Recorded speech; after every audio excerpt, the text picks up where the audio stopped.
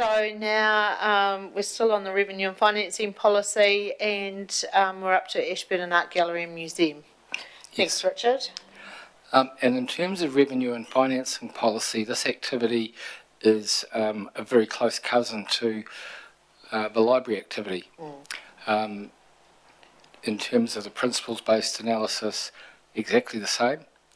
10 to 15% community-wide, 10 to 15% group, and 70 to 80% individual benefit. And in terms of the actual current revenue and financing policy reflecting the difficulty of recovering that level of individual benefit, it's largely funded from general rates being the uniform annual general charge, and is provision of 0 to 5% from fees and charges. And also, like the library, the shift of operational property will have an impact on this cost centre. Councillors, Councillor Moffat. I'm just wondering, Sarah, would you make the same observations about this as you would have about the library? Yes, I treat them, and they are currently treated, and I treat them exactly the same in terms of the service and the ability to provide to a wide range of community groups and individuals attending the facilities.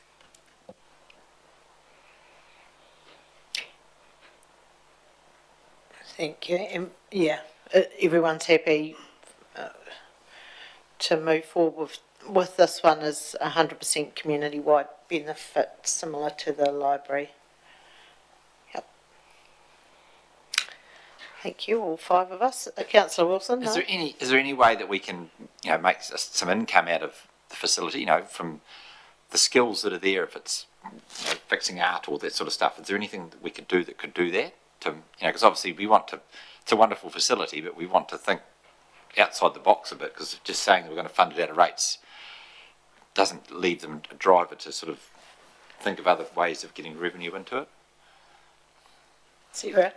Through you, Madam Mayor, the fees and charges is 0 to 5%, and when I compare both the library and the Art Gallery Museum, they sit around 1 to 2% fees and charges in terms of what they do receive. At the Art Gallery Museum, they have the retail space that they do clearly make a markup on, as do other shops. And also there is a small component from a research perspective that we also charge for. So where there is opportunities, they absolutely make the most of them. The other thing is there is a donation box, and that also offsets costs. So although it's not a mandatory charge to get in, that is also a contribution towards the operation of the facility. Okay, so it looks like 100% community-wide benefit for that one. Thank you, Richard. Next activity is EA Network Centre. Again, very similar principles-based analysis in terms of community-wide, group and individual benefit.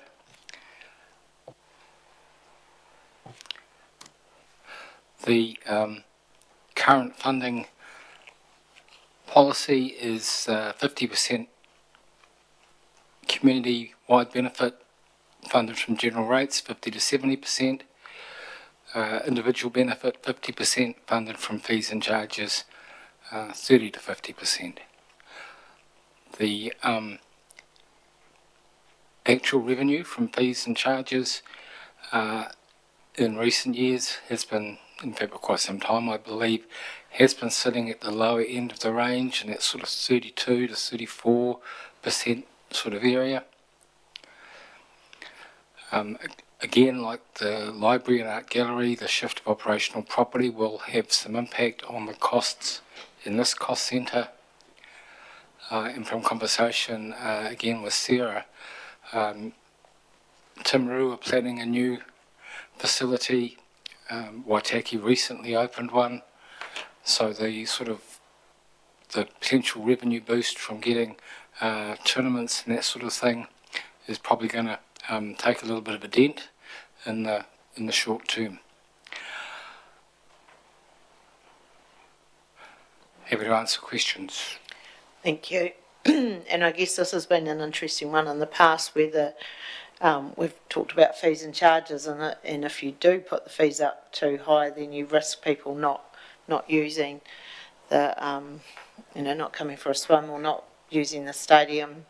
And I think a few years ago, I'm guessing maybe 6 or 9 years ago, we talked about putting the stadium costs up, and we got a fair bit of backlash on that. So, yeah. Councillors, any comment on that? Happy with that 50-50-ish split? Do we need to have a band in there, the 50 to 70 or the 30 Just to 50? noting, Mayor Liz, that the current range is 30-70. So you can choose 50-50, but unless you're going to But we put may not meet it. sort of double the fees and charges, which will have catastrophic impact on attendance, you won't be able to live with 50-50. And we work really hard. Sarah and Richard spend a lot of time Yes. managing the expectations of the revenue and financing policy for this facility. So that it takes a lot of effort, which is good. We understand the obligation. That's what gets it to 30. So 50-50 will be almost unachievable. So Well, it will be unachievable, in yeah. my view. So then the band of 50 to 70 and 30 to 50. You need that flexibility, or Yeah. we can't live with it. Yeah. Sarah? Yes, and further to Hamish's comments, we're all up for challenge and targets, and happy with the 30-70 if that's the will of council. We may not meet it. There is things that are against us. We've got a headwind at the moment, and it's the size of our stadium, and it's the new stadiums that are on market that have the opportunity to host bigger events that are more suited to competitions at a regional level. So we will give it our damnedest, but it's likely that it's not going to happen in terms of the 30% going forward. Hamish? No? You're good. So happy with that band, just in regards to the circumstances. I mean, 50-50 would be ideal, but we understand.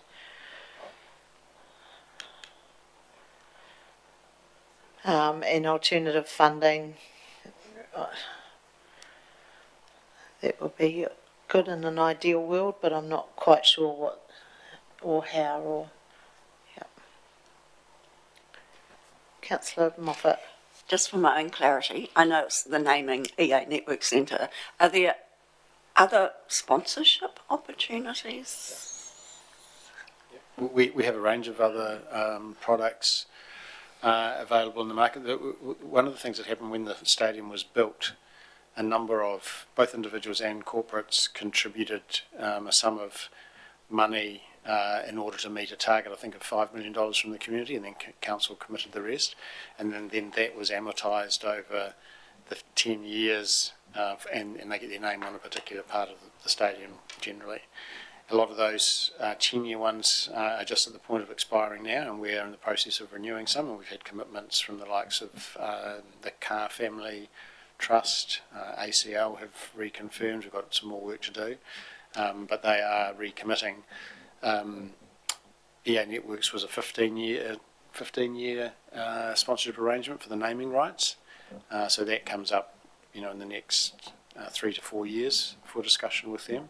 So we do try and maximise the sponsorship revenue, but all we can really sell is your name on a place at the stadium, other than the naming rights. So we work hard at that. Quite a lot of effort to collect relatively small amounts. Richard? This is one of our major cost centres, you'd say, in the UAGC department, in the non-recoverable area, I'd call it. Helen, with the respect to depreciation, reallocation costs, and internal charges and overheads, will with the property reserve, because it's you could say it's Achilles' heel almost, because it's a large amount of its money. is charged through the system of council to it, rather than all the work that you do, in the operational. We could have the most efficient operational thing ever, but we'll never be able to cover the other costs.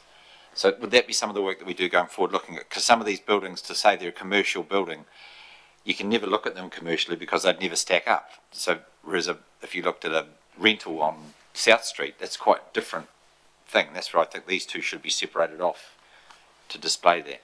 Yep, this will become one of the operational properties that we have, and there'll be an arrangement for apportioning the costs through to the actual activity itself.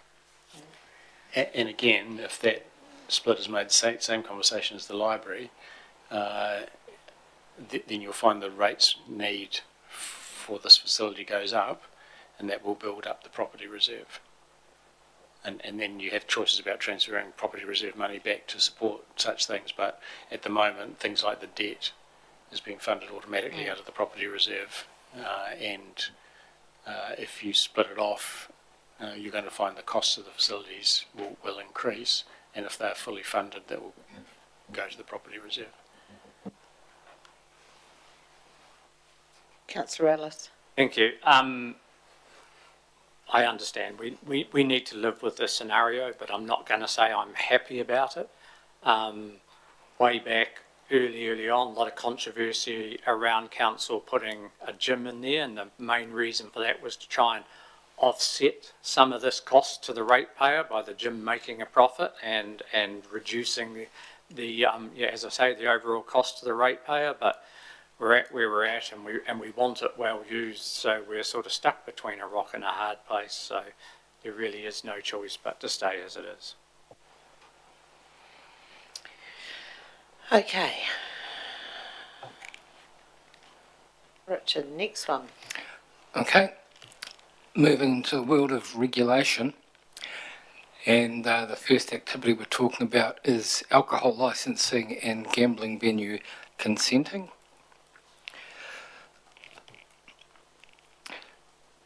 There are a number of regulatory activities that involve consenting, and they typically have quite a similar profile. This identifies at a principles-based level a community-wide benefit of 5 to 15% and an individual benefit of 85 to 95%. This is reflected in the current revenue and financing policy as a community-wide benefit of 20% and a private benefit recovered through fees and charges of 80%. Perhaps where this regulatory activity differs slightly from the likes of environmental health licensing and building, and to a lesser extent parking, is that the fees here are prescribed by government, and government doesn't always keep up with the cost of living when they prescribe fees. So you'll see in some of the others that we've got a private benefit in the range of 85 to 95%, but here we're suggesting you keep it at that sort of 75 to 80% because we don't have the ability to set the fees for full cost recovery. A couple of questions. Councillor Moffat. I know this is a discussion about finance and revenue, but I would at some point be quite interested in adding vape stores into this category of alcohol licensing, gambling venue and vape stores, because it has in common with those things a public harm factor. So is now the inappropriate time to bring that up? I think the government's doing work on that Yeah. now, I think. Yeah. Councillor Ellis. Just heard what Richard said, but this is for me, I'd rather go to the ideal here. I see most of the benefit on this is falling to the actual people who are getting these licenses. So for me, I know it's not much of a change, it's only a tweak, but it's one I can see I think should fall more to the direct benefit. Councillor Wilson. Is this an area we can go, because if we can go to a shared service with someone else, because it's quite regulated, the service, that may reduce the cost of it all. Therefore, you could go to 100% because you've, reduced the cost. Yeah, alcohol licensing is shared with Selwyn at the moment. Yes, yeah, I was just going to say that Is the that right? district licensing committee has shared the functionality of the panel, and some of the other services are definitely shared. And we're always exploring opportunities to sort of continue that efficiency. Okay, so the current is 20% community-wide benefit, private 80%. The ideal is community-wide 5 to 15, private 85 to 95 or individual. Is there any appetite to change that? I think the reason you gave, Richard, was that the fees are quite often set by central government, so it's hard to keep them at the right level, is that right? Yes. Yeah. Okay.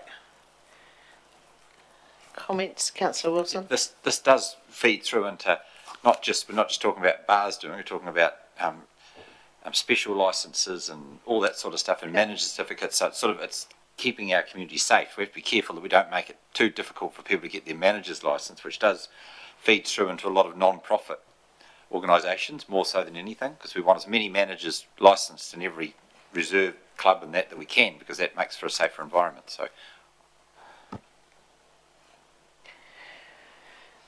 Okay, so I'm With that, I'm also Yeah. happy. Leave as is. so leave as is, keep it the current. Okay. Thank you. Next one. Next activity is animal control, which I believe here includes both dog control and stock, but most of the costs relate to dogs. Community-wide benefit, again, very much similar to what we just saw, 5 to 15%. Private benefit, 85 to 95%. In this case, largely the beneficiaries would be dog owners. The current revenue and financing policy provides for a 5% community-wide benefit funded from general rates, and private benefit at 95% funded from fees and charges. That's very close to the ideal in the current RFP.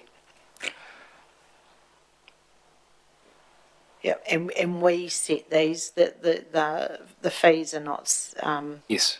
yeah, so that's And set I by us. understand you're working through a catch-up on dog control fees. Am I right? You're looking to Oh, okay. raise them over An a increase period of in fee years over in a time. phased way. Yeah. Phase it through, yeah. And if anyone's watching at home, just a reminder, you've got till the end of the week to pay your dog fees to avoid that fine. So are we happy with the current? Would you like to kind of move in? Happy with the current? Yep.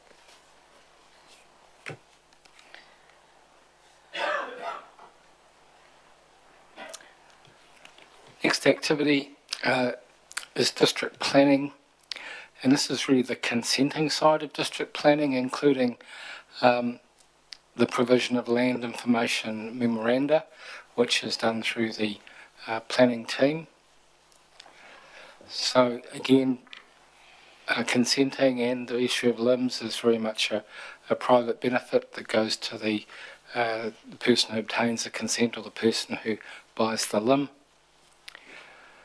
The current revenue and financing policy recognises a 20% community benefit and 80% individual benefit.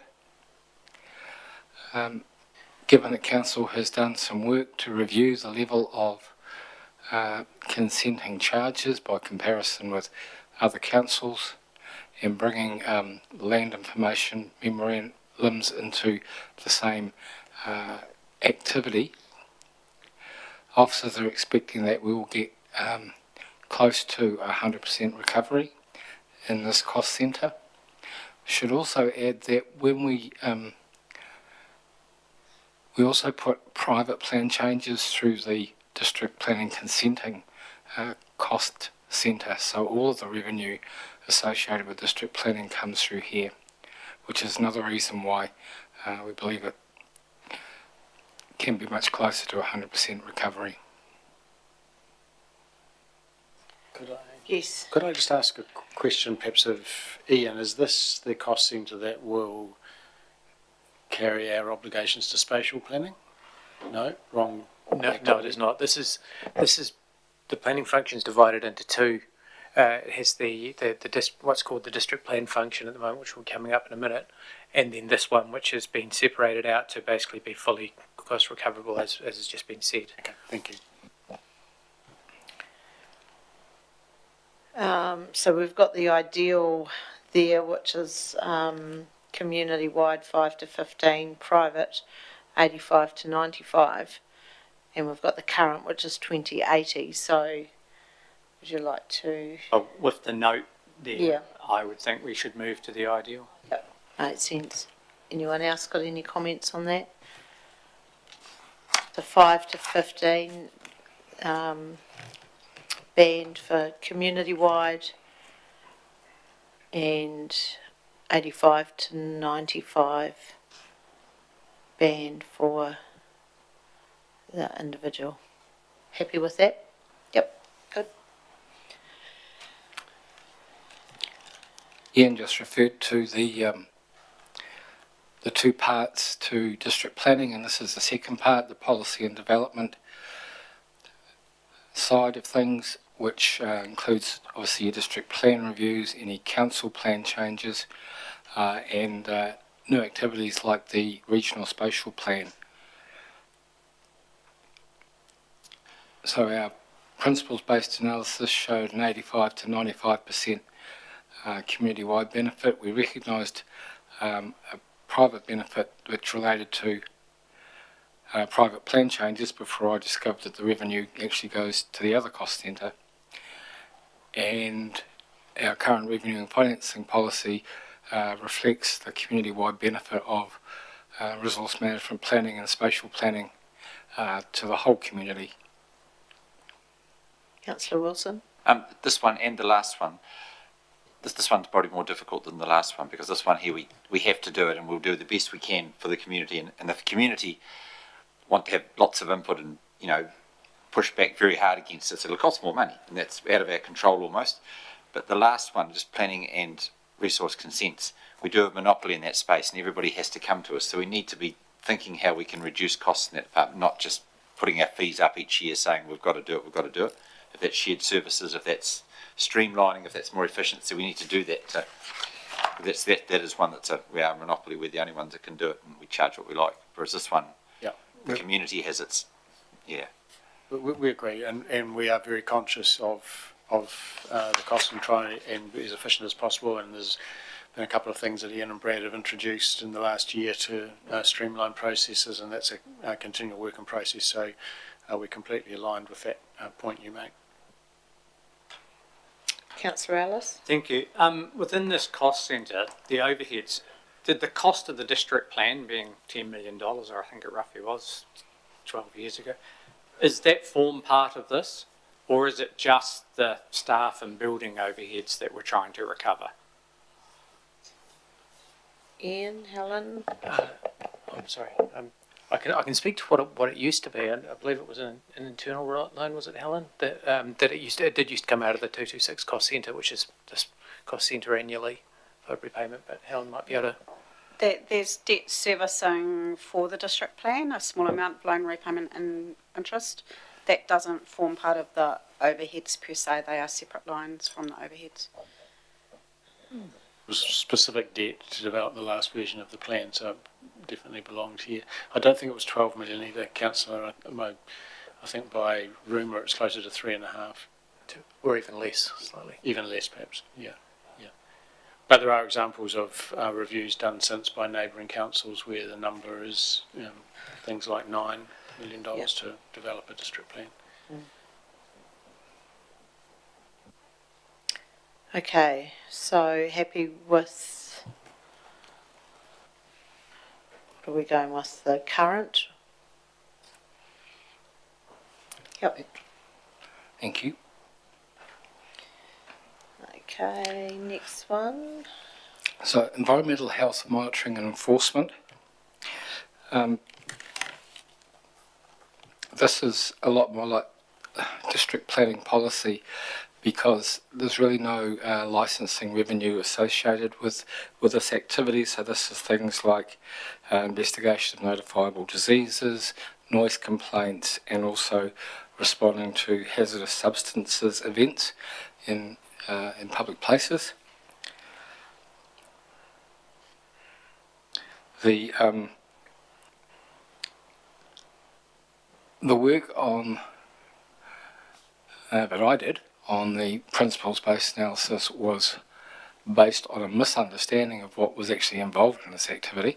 So I would encourage you to ignore those numbers strenuously and pay more attention to what the current revenue and financing policy says, which is that it's a community-wide benefit.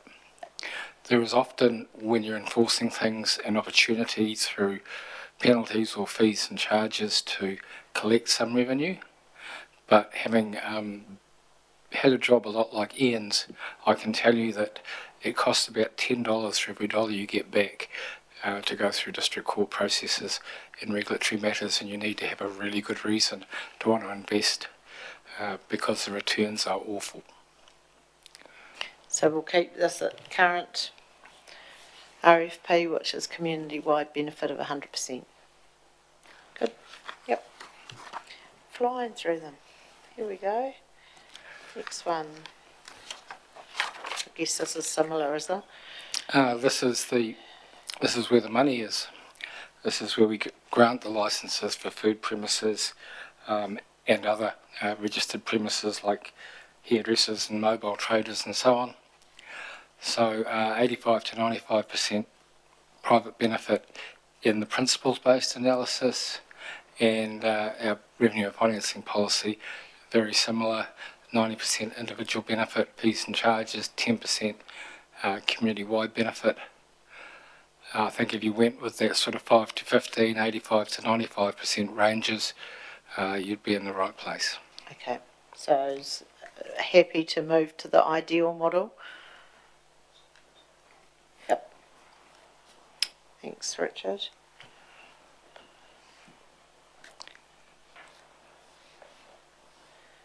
Emergency management. This is about planning and response for natural disaster. It's the work of Mr. Henderson and the wider civil defence network of agencies and staff. Community-wide benefit of 100% because those events can affect the entire community or any part of the community at any time. The current revenue and financing policy reflects that same principles-based benefit, 100% community-wide. Any comments, questions? No? Happy with that? Councillor Wilson? The relationship between ECANs, because we've been talking about civil defence, that's one of their core reasons for being. So I'm interested to understand, so obviously we're paying rates, our community's paying rates to ECAN for civil defence, and then we pay emergency management. What's the difference? Just different roles in the same civil defence activity.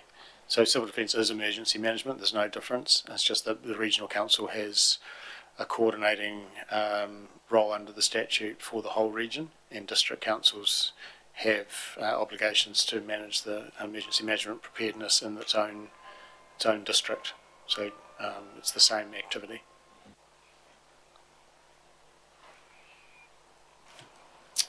Right, let's keep that at 100% community-wide. Next one. Oh.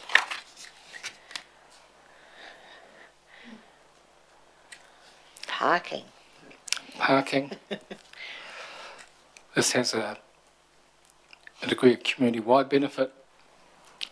Everyone gets some benefit from the availability of parking in high traffic areas, but predominantly it's a private benefit to the people who use the spaces.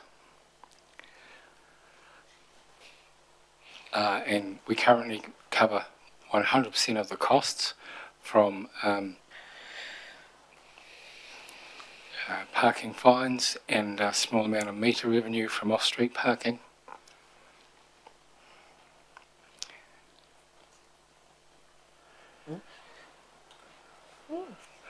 During the previous workshop, there was a discussion around the case to be made for a business area contribution.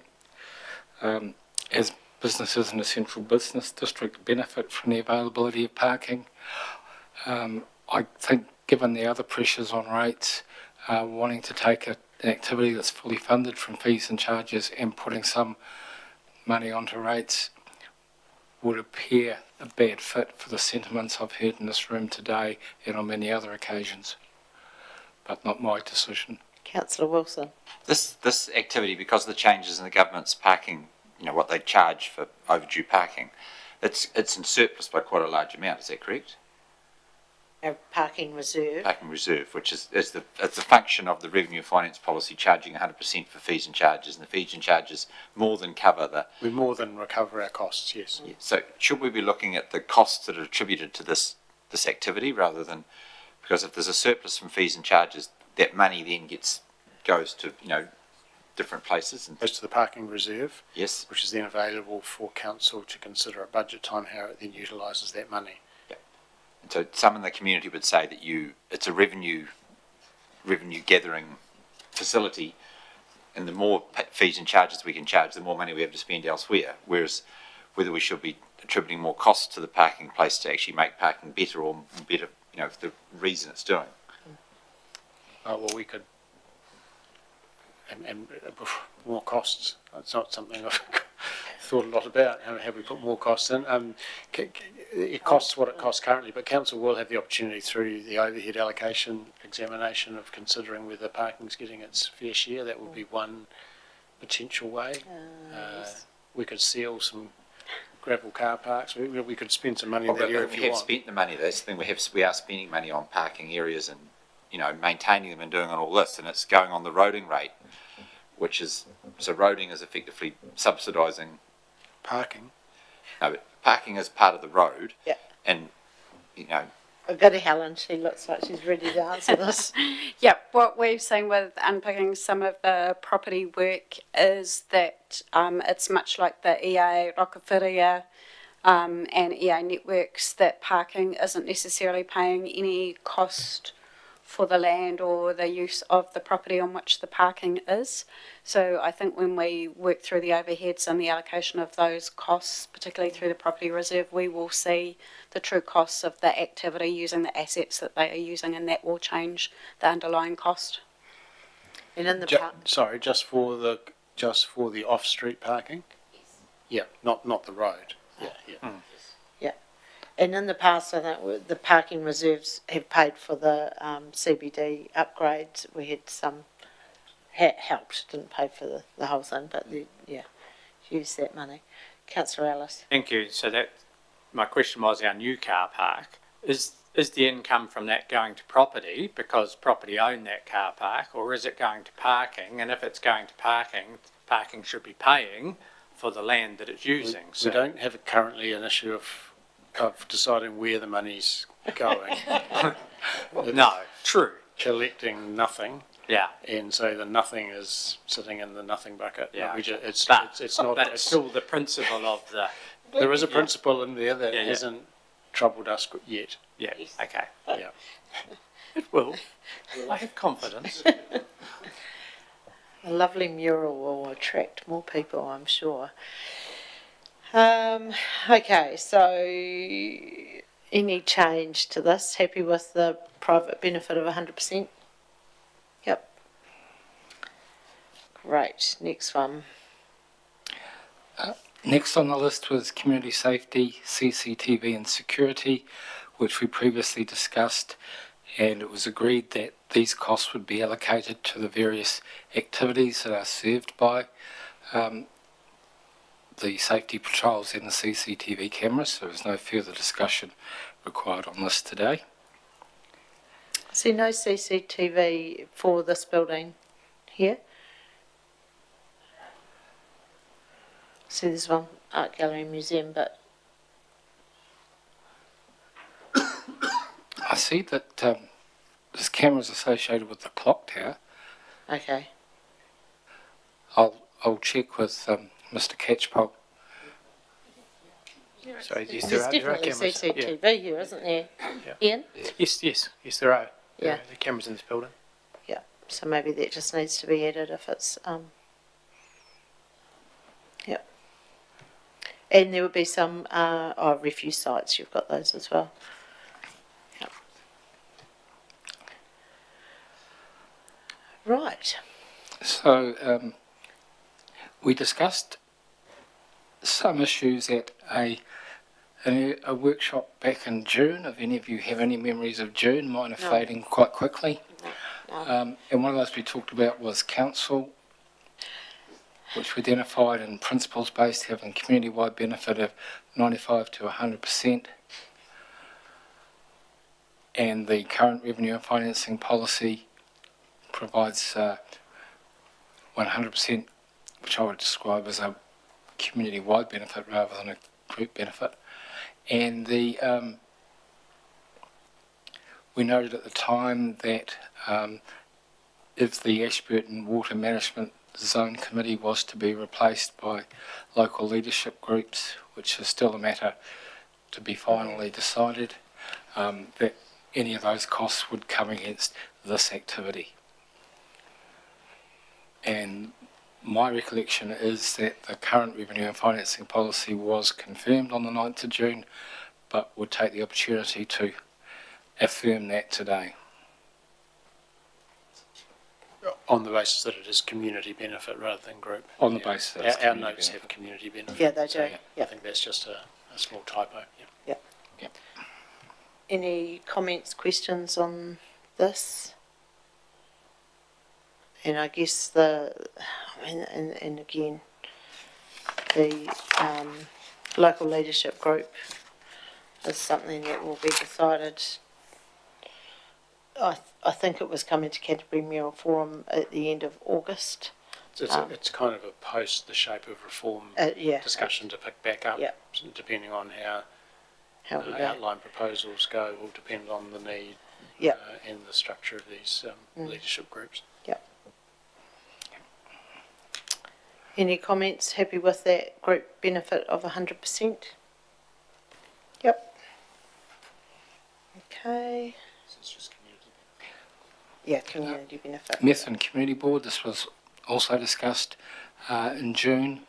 The principles-based analysis said it was 100% group benefit to the community served by the Methven Community Board, also known as the Methven Community, and the revenue and financing policy reflects that. Obviously, you'll know that at the last election we expanded the boundary for the Methven Community Board area to be more reflective of the community served. On 9th of June, Council indicated it wanted to continue with the status quo. I'd like to confirm that today. Happy with that group benefit?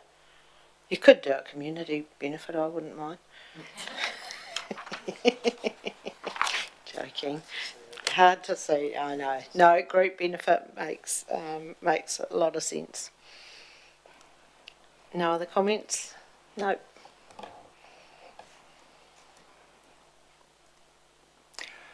Community grants and funding, this is currently treated as was seen as a community-wide benefit, 100%. That is reflected in our current revenue and financing policy, and on the 9th of June, Council remained of the view that that was appropriate and fair and wished to continue with the status quo. Again, you happy to confirm? Yeah, happy with that? Yes. Just one question, Yes. Liz. In terms of the Methven Community Board grants, does this fall there? Because that's No. a targeted rate. So, sorry. a lot on Tanya? No, the grants are funded out of the Methven Community Board.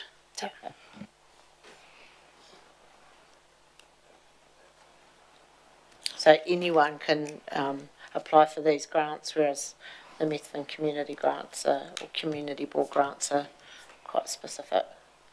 Madam Chair, I'll adjust the description of the Methven Community Board activity to reflect that. Yes, that would make sense, thank you.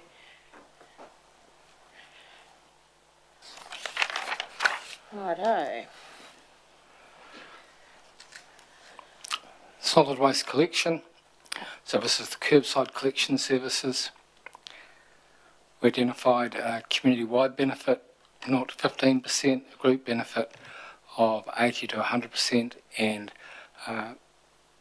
private benefit of 0 to 5%, which was the revenue, I think, associated with people who wanted to get extra bins.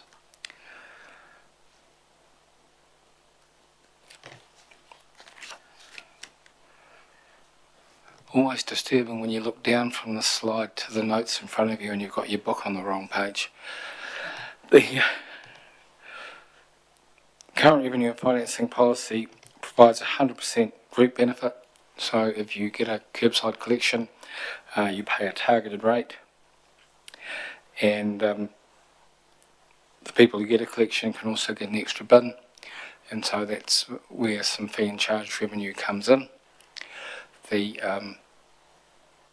Council also on the 9th of June workshop confirmed the intent to fund extra bins through the rates system and to increase the fees and charges recovery from 0 to 5% to 0 to 10%.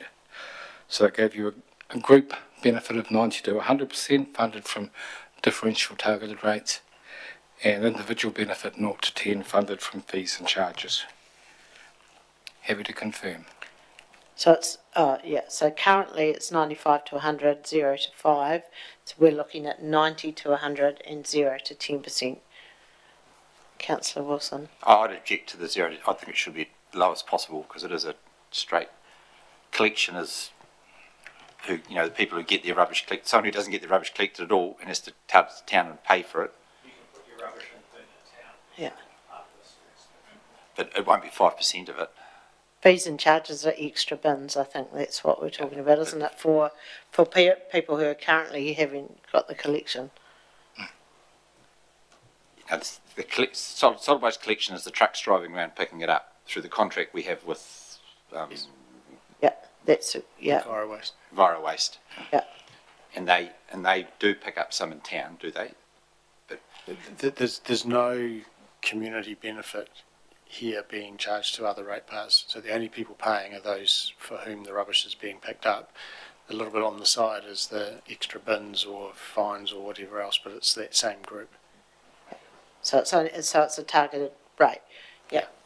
Councillor Ellis. So the rubbish bins in town, where you can just put it, an empty wrapper in, do they not form part of the solid waste collection? Because to me that's a community benefit. Neil McCann's shaking No, his they're not head. part of the service. No, not part of the curbside collection. So this is, okay. So this is solid waste curbside collection. Okay. That's correct. Yeah. So happy with that split, 95 to 100 fees and charges. Yep. Okay. And now we've got solid waste management, so this is where, yeah. So this is your closed landfills, your resource recovery parks, your rural recycling drop-offs, the green waste drop-off at Methven, as well as apparently the management of discarded litter and the collection of illegally dumped waste. And your rubbish bins in town, I guess, come under us. Yeah, there you go. Councillor Wilson. isn't it all the rubbish carted from the resource recovery park to Cape Valley as well? Yes. That would be the largest proportion of this by. Yes, it's the total cost of all of rubbish getting taken to the landfill, and includes picking up of all those other areas as well. So the principles-based analysis was 0 to 50% community-wide benefit and a private benefit of 50 to 100%. That is, by the way, two of the widest ranges of benefit we've got, or the two widest in the policy, probably wider than makes good sense to my simple mind. In the revenue financing policy analysis, we identified 40% community-wide benefit coming from general rates, 20 to 40%, and a private benefit of 60%, with fees and charges in a range of 60 to 80%. Councillor Wilson. I think narrower ranges around the 40 to 60%, if you're happy with 40-60 as a split, would be a good idea. And I'm trying to recall where our fee and charge revenue was sitting, but I thought it was sitting fairly healthily in the middle of that range. Not sure if Neil or Helen can help me with that. I seem to recall being roughly in the middle. Yeah. Councillor Wilson. I object to this one immensely, because I think the community-wide benefit is way overstated at 0 to 50%, because this cost centre is made up by, if someone in the wider community takes their rubbish to the dump, they pay a fee to take their dump. So that fee should be is private benefit. It's recovered through fees. If the rest of the rubbish, any other rubbish that goes there, if it's from curbside collection, that should be paying the same fee that I pay for my rubbish. It shouldn't be getting a special deal just if it comes in a truck. So that would be covered through fees. And all we're talking about is, if we're talking about the recycling places out in the country, they're not that great. But there seems to be, 50% of this is a huge amount that's going on at general rate. If we're looking 20 to 40, we want to, that community benefits enormous amount when it should be recovered through the fees and charges, or which covers, it's all measured in, so there's no reason it can't be charged. So what are you suggesting the community-wide benefit is? Is it 30% maximum? So the 20 to 40% split could work for that? No, I'm saying less. I'm saying in the current RFP at 20 to 40 is too high. That's my view. Okay. Councillor Everest. I have to support Councillor Wilson in this case. It really hurts. No, seriously. But I put a caution on it. And my caution is that I think if waste recovery park, but the dump fees go up too high, then inadvertently our cost of picking up stuff out of the riverbed increases dramatically. And so, to me, that's the crucial thing. It's actually to keep the cost of actually using the dump at a low level, but we pay for it through our rates indirectly anyway. I think that's really important, and I think, so to Richard's point, is it an urban cost? Is it a general rate cost across everybody? I think it's a targeted cost, but I think it's critical, to my view, that I'm sorry, I've got the wrong name, help me, but the dump cost is, if you dump your own material at the dump, we should keep the cost down low, and we should pay for it through our rates. Stop stuff being dropped around the community where we don't want it. And I have to say, it's actually made a big improvement since the dump costs have been, from my point of view, since the dump costs have reduced. We don't see anything like the dumping in the riverbed we used to, amongst other places. So, okay.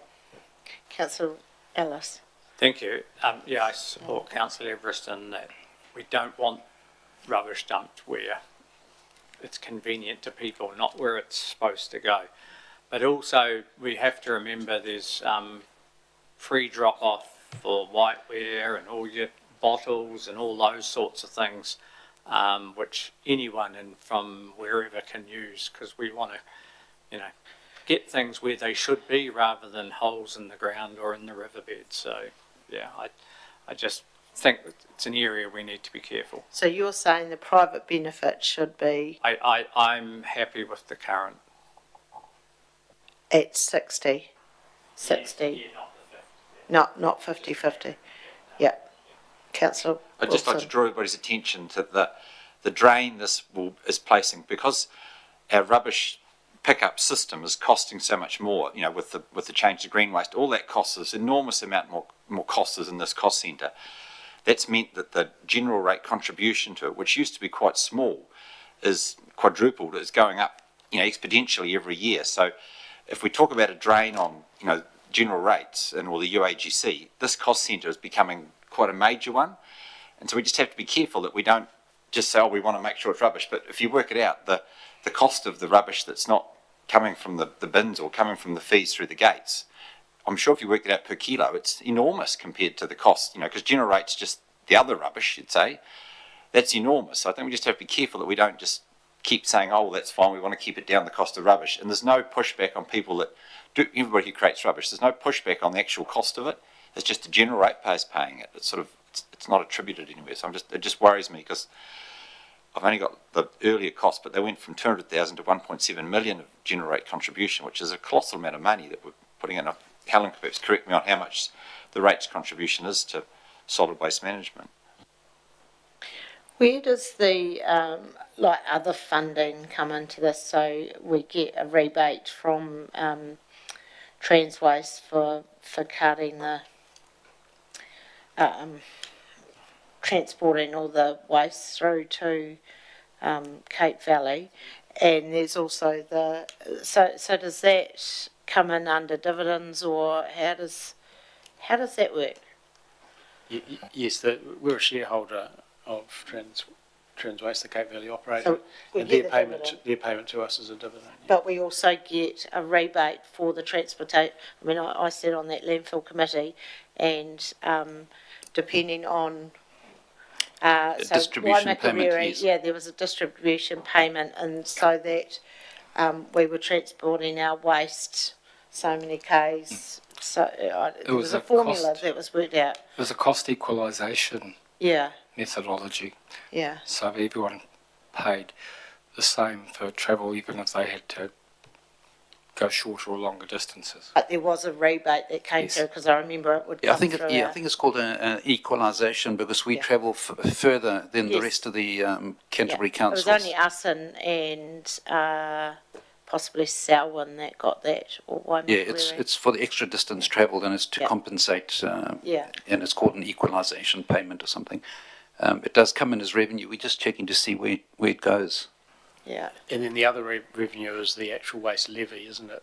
Yes, we get money Yeah. back for that, which we put into and use to fund waste minimisation activities, recycling, etc. Yeah. Helen, do you have an update on I'm that? trying to encourage Gordon to speak because he knows it better than the two of us put together, I think. We do know that the rebate amount comes into the invoice and it gets split across the activities based on the 30/70 or however those quantities fall. The Transwaste dividend goes into the miscellaneous and Yes. becomes part of the Yeah. rates contributor. It may be that it's worth us doing just a bit more work with Neil's team in terms of the revenue sources that are coming into the activity and the quantities of waste, rather than just trying to put an arbitrary number on, actually it's only 30% general waste that should be funded. Let's look at the quantities and the cost of that disposal to come back to you with a bit more information so you can Yeah. make an informed decision. Yeah, that would be handy. Neil? And I'm also conscious that with the change of the green waste, it is going to cost more for the collection, but we should be paying less for that refuse going to the landfill. So until we get data and quantities and volumes and that, it's actually hard to predict. Okay, so could this come back to the 12th maybe?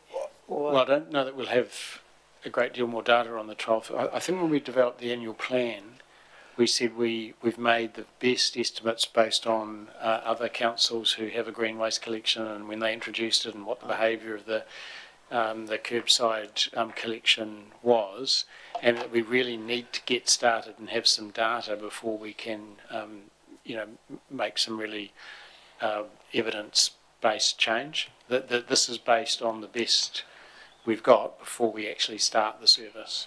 That's correct, and we are undertaking an audit of our typical green waste and red waste bins. The red and the yellow now before the new service kicks in, and then once the new green waste FOGO service is in place, we'll then do an audit of the red bins and assess the difference and get some better information. Alan? Yeah, I think in terms of, we have made a best assessment for the current annual plan, but I think what I'm suggesting is that we actually go back and do a breakdown on what is the e-waste volumes coming through and the cost of that, what is the commercial revenue that's coming through and the quantities associated with that and the cost of that disposal, and the bags that are coming through and the cost of those as well, just so that we can do a better up-to-date assessment on that. Aside from noting that the green waste is obviously still an unknown. Yep, thank you. Councillor Everest? Yes, thank you. Helen, that answers my question to follow on from Richard. I think, we need to be facts-based here. We do have the information, so let's get it, and then we can actually make good decisions on whatever percentage where those things lie. But that part will be relatively easy to organise, I would have thought. And to me, green waste is actually something we don't know anything about, so let's just push it aside in the meantime. Councillor Wilson? Yeah, I think Neil hit it on the head totally. It's the assumption that if you have a green waste bin, you'll have less red waste. But I believe what will happen is you'll have just more waste, full stop, because people have got more bin to fill up. So that'll be the interesting outcome. Okay, clear as mud on this one, Richard? Absolutely clear as mud. Yeah. Now, my understanding is there's going to be some more work done. More work, yep. But what we've got on the working paper at the moment represents our current thinking, subject to reviewing that work. Yep. Great, thank you. Next. Roads. This be. I'm horrified. I'm equally horrified. Right. The issue that's probably most pertinent to talk about first relates to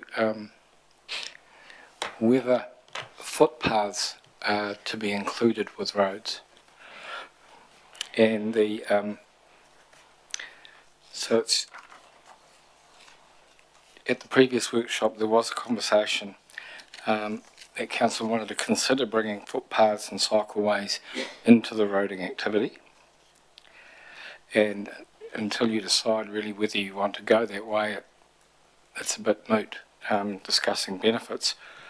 Potential benefits included the administrative efficiency of dealing with a single cost centre instead of multiple cost centres for Ashburton, Lakewood, Methven, Rakaya and rural footpaths. It would enable council to focus its expenditure on a sort of district-wide basis, particularly for footpaths. If, for example, Rakaya or Hines needed some money spent, that would be more than those individual communities could afford. And obviously the community-wide and group benefit for townships would also need re-evaluation. It was noted in the papers that all residents and ratepayers derive some benefit from footpaths when they visit urban townships. Sorry, that's almost like putting footpaths into a group rate like we've done with water. So, because they have had you've had the Methven, the Ashburton, the Rakaya and then other rural. Okay, Councillor Moffat. I'm just curious if any of the officers know what the public perception is of that. Do the public generally think footpaths and roads are all lumped in the same thing, or would they see them separately? Do we know? No? I don't No, think how we aggregate activities makes a blind bit of difference to the community. I just imagine people see that as one. Yeah. That's all. Yeah, and the history of footpaths is it used to be subsidised for a long time. It wasn't. Then a few years ago it was subsidised, and now it isn't again. So it's been associated with the roading activity in the National Land Transport Plan, depending on the way the GPS has been established by the government. Currently, footpaths pretty much all unsub. And I remember, just to put it into context, but when I was on the Methven Community Board, there was a separate cost centre for the Methven footpaths, and so that was sort of what we decided on every year is, okay, is there another footpath going to go in Methven? But I can see there's way more group benefit. I think the goal for Methven was to have at least one footpath on every, on one side of the road, on every road. And I guess that would be sort of the goal of most little townships. Councillor Wilson? Is it currently funded 30%, is that right, by general rate? The footpaths and cycleways, is that correct? Yeah, Sorry? So currently, if you look at how it's funded currently, so if, because we're up there, we've got to consider bringing it in. So I'm just looking at how it's currently funded. So it's 70% by community benefit and Have you skipped to the 30%. next? Oh, yeah, skip to the next page. Yeah, group benefit, sorry, 70%, which is urban areas with footpaths and cycleways provided, and 30% wider district benefit. So 30% is the general rate, which if you brought it into here, you'd have, under the current funding, it would be 100% general rate, wouldn't it? Footpaths and cycleways, which currently it's funded through a slightly different mechanism. Yeah, the mechanisms are different. Your observation is completely correct. If you brought footpaths into roading and continued to fund the combined activity on the same basis as you currently fund roading, you would not be recovering the 70% from the townships. You'd be recovering 100% of it from the general rate. And while I think and I think the current funding policy for footpaths recognises that country people come to town, if you like, through that 30%, as well as other community-wide benefits that come from footpaths. If you were to bring it in, I think in fairness you'd want to tweak your revenue and financing policy for roading if you wanted to reflect the way you've historically seen the benefits of the two activities. I would like to see it stay out simply because of that reason, that it's how it's funded, recognise it, and because it's not subsidised, we don't have it's not in that pool of regulation, you could say. It's outside of the regulated thing. We can do what we like with it, and we may consider to up it, or we may decide we could consider to change the rate that we fund it outside of the roading. But roading is quite regulated, so putting it in roading puts it into that quite regulated space. Hamish? No. So, okay. So currently roads, obviously community-wide benefit of 100%. Russell? Thank you. Can I just ask Neil what his team think on this? I mean, they're the ones who deal with the roading and the footpath, and, do the guys who look after that for us see a benefit in doing this, or would they prefer the status quo? Neil? You're referring to the footpaths, putting them together? Yeah. Yes. I think what we've had is we've had small amounts in towns, which hasn't given us a lot to be able to get done. Putting it in a group scheme would enable us to do more significant footpath work. I think it would be a benefit going forward. So does that mean that you would have to put footpaths and cycleways into roads, or could you have footpaths and cycleways as a group activity in one? I think if it's separate, it doesn't necessarily have to be with the roading, although it is subsidised 51%, the same as roading. It is? Yes. Okay. Footpaths Yes, and cycleways. when we do get a subsidy for it, it's 51%. They have reduced the amount of subsidy we do get, but when we do get a subsidy, it is 51%. Okay. Sarah, you've got your light on? Yes, just a quick supplementary. Having it in one would make the administration of this area and all the complexities of roading significantly easier for officers and the finance team. From the little bit I know and have seen through my involvement, this would be a massive win, and I don't see too much disadvantage, but as Councillor Wilson said, there may be some, but yeah, it's significant. I see Mark's joined. Do you want to come up to the table, Mark? We're just talking about roading and then footpaths and cycleways. But I'll go to Councillor Everest's question and then I'll come back to you. So my question was two questions. One was to Sarah, where is the significant benefits, please? Through the chair, Neil alluded to it. There's very small amounts of money, and what we end up doing is spending. The roading team view it as one activity, but there's I'm going to say, off the top of my head, 7 cost centres that they manage. So there's have invoices for all these different things that come in, and then they don't end up spending it from the cost centre, so then the reserve goes up, but they've spent the money, but the subsidies only on a portion because it's for the renewals of the road, not the footpath. It just becomes you're trying to really categorise the work in very sort of narrow ways. Every cost centre, every location has for footpaths has their own cost centre, and it's just hard. Like it doesn't make the boat go faster. So there was some inconsistency in whether the footpaths are subsidised or not. Is it some footpaths or is it no footpaths or what is it? Okay, go to Mark. Yep. Just to clarify, footpath and cycleway maintenance and renewals, it's all subsidised work. So we do get subsidy for it. So prior to 2018, it wasn't subsidised, so it's totally funded by council. From 2018, the government then said, yep, it's all part of roading, which everyone pretty much agreed with. So we get subsidy. So we had our budgets in there for the first couple of land transport programs. In this current one, because the government focused more on pothole prevention is where they wanted, so some other work got less funding. Footpaths across the country is one of those, so we got about 35% of what we asked for. So previously we got, say 600,000, we only got 35% of that approved, and it's subsidised. So if we want, the indication is that we may go back to it being unsubsidised if the government want to keep funding pothole prevention as a priority rather than local road improvements and footpaths and things like that. So it is subsidised work, but it's got 4 different cost centres. It's just administration-wise, it's a wee bit awkward, but we can manage with that. I think it's the future is we're going to have to be funding it more ourselves anyway. If we want to do the footpath work we really need to do, and not just rely on subsidy being approved, we're going to have to put more council share in that anyway. That is kind of the future that we've had indicated to us. So.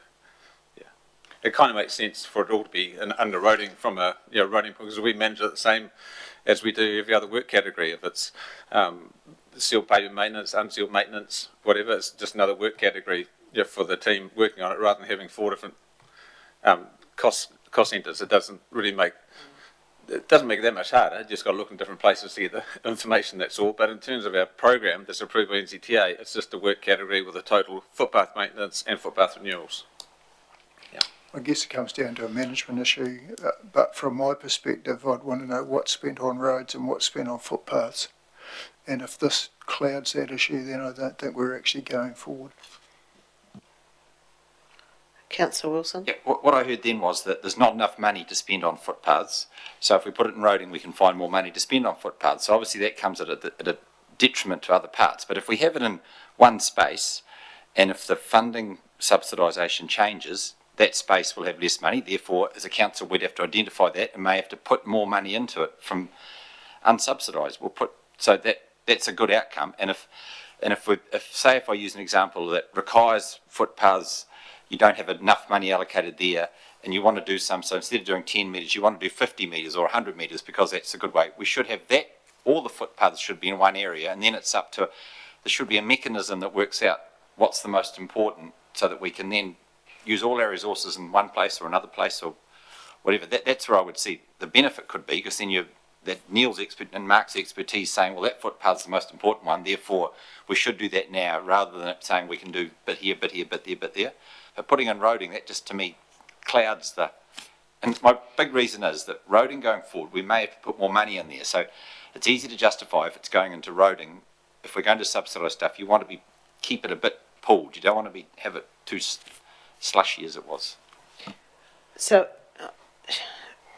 so if we keep roading as roading, but footpaths, we, instead of having the separate Methven, Ashburton, Rakaya, rural, we had those in a group kind of setting. Would that work? Won't make a lot of difference. I just wanted to clarify, if we're wanting to spend more on footpaths, it's not taken away for other maintenance we're doing. We'll be putting our bid in for all the work categories, including footpaths and cycleways, and trying to get as much funding as we can. What would probably need to increase is our unsubsidised funding outside of our subsidised roading portion. So I think the subsidised and unsubsidised, if you ask Sarah, is probably what clouds things, what confuses things more than the footpaths being separate. So, yeah. But it's not, if we want to do more on footpaths, it's not taken away from something else within subsidised roading, because from the team's point of view, it's just another work category along with everything else, and we'll be asking for as much as we can. If it gets approved, great. If it doesn't, then we'll have to, spend whatever gets approved, or do more out of unsubsidised through targeted rates. And I'm saying, I think that's the future anyway. I don't think we're going to have much choice in that. If, for example, we're 35% approved last time what we asked for, it might be 0 next time. And so we're going to have to fund it out of our rates anyway. So, Councillor Moffat. I personally like the idea of bringing footpaths and cycleways into the roading activity. It's, from what I've heard, that easing of the admin burden would be a big plus for staff. It sounds like it'd be less restrictive in many ways, perhaps would help with prioritising what gets done and more flexibility around that. Yeah, I think that's it. Okay, are we getting anywhere on this one? I feel like we're quite split, and there's only 6 of us here, so I'm wondering, does anyone want to... Pardon? Put it aside to the 12th, yeah. Thanks, Mark, for coming down. Just a question while Mark's there. A little bit concerned that if we're not going to get funding for footpaths and we have to use unsubsidised money, we're not going to know that until after we've set our budget, because the timings don't line up. I'll say it politely, I nearly didn't. How are we going to deal with that? Otherwise, suddenly we're going to be going backwards again on our footpath maintenance because we haven't allocated any money to it because we were hoping to get subsidy that might not come. Yes, I think the way, though, that council reserves the right for itself to allocate unsubsidised roading money in the budget should overcome that. And if we time that right, you will be able to have knowledge about the impact on footpaths at the time you allocate the unsubsidised money, and therefore should be able to consider footpaths, the needs of the footpaths, and if with plenty of warning and Mark and his team can be thinking about the footpath needs with a view to where it's likely to have to come from as they weigh up recommendations for the unsubsidised money. So perhaps we'll still get through that in reasonable shape. I firmly believe it would be better to keep it separate, because the government has indicated if it's 35% now, it's going to be less. If it is separate, we can identify it very easily, and we can then say that we want to put, we can work through it and say this is how much money we need to spend. And if we get subsidy, good-o, and if we don't, well, we've got to fund it. And that decision can be made independent of the subsidy almost, because when you get to 35 or below, you're just about funding it all anyway. So you might as well identify that at the start and say if it's what is it, about 800,000 or something, is it a year, something like that, isn't it? Yep, broadly somewhere there. So you're talking a couple of hundred. So to fog it in roading is not a good look, especially when we've got big bills that could be there. So it worries me that we don't want to lose sight of it. Neil?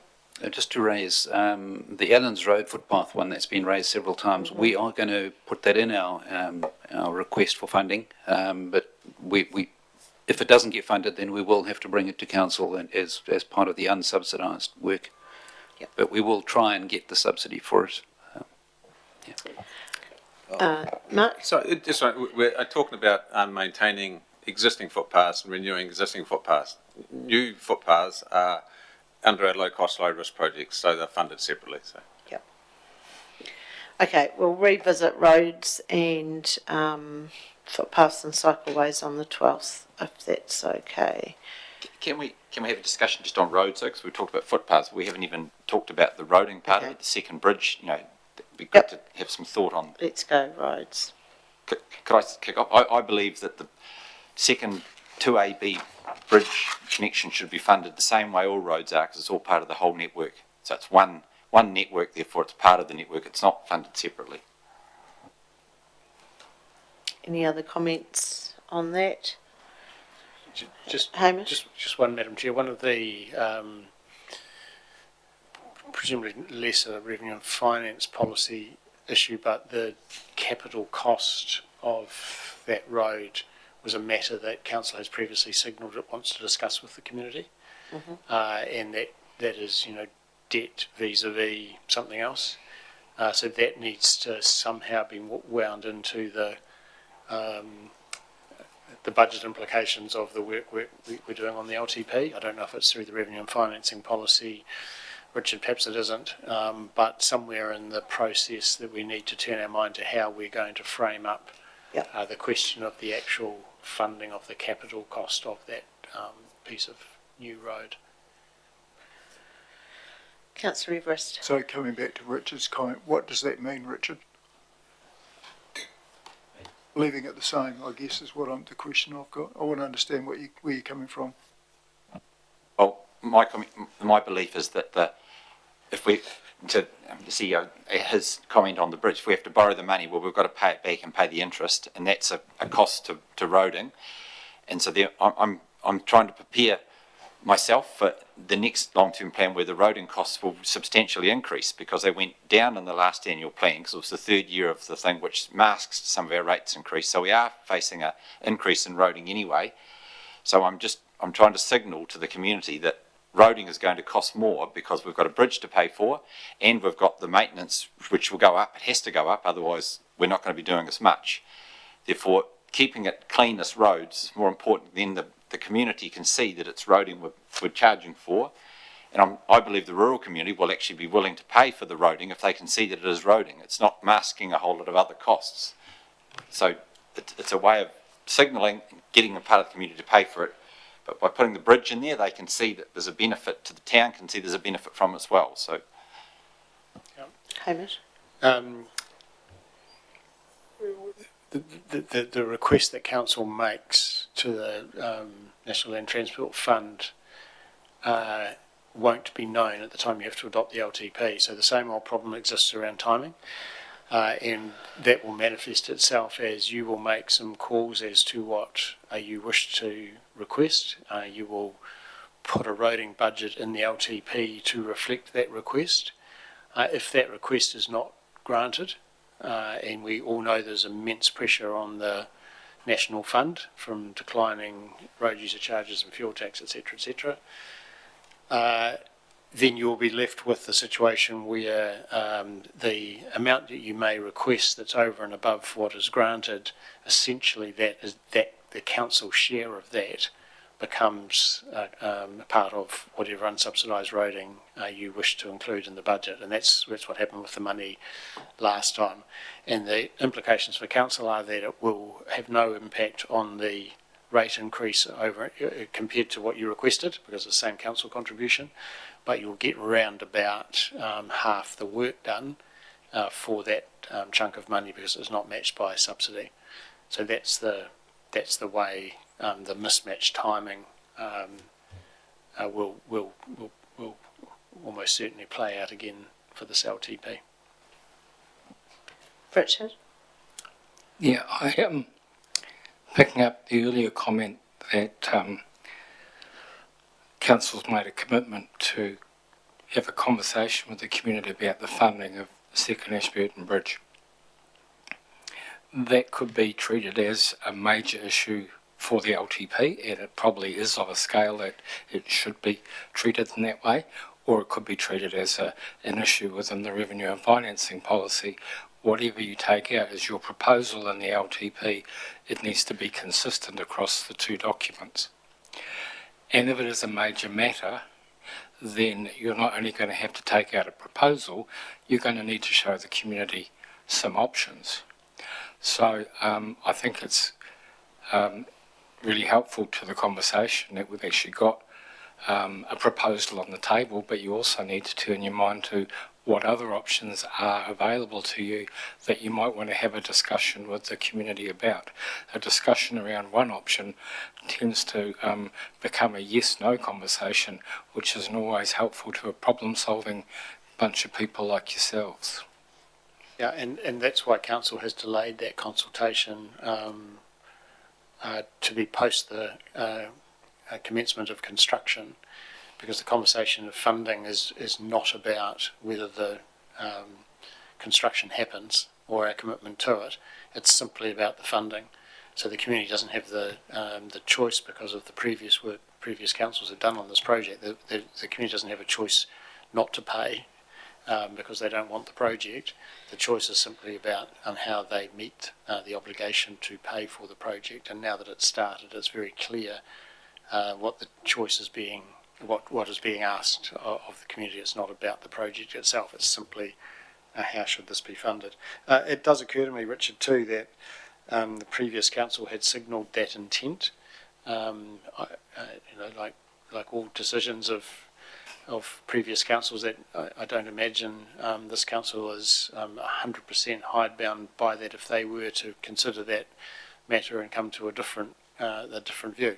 But we at the moment are simply reflecting what's on the historic table, if you like, from the former council. Councillor Wilson. Could you sort of talk about what would be if you're not going to fund it out of roading, how else are you going to fund it? Are you saying sell something to fund it, or? I can think of three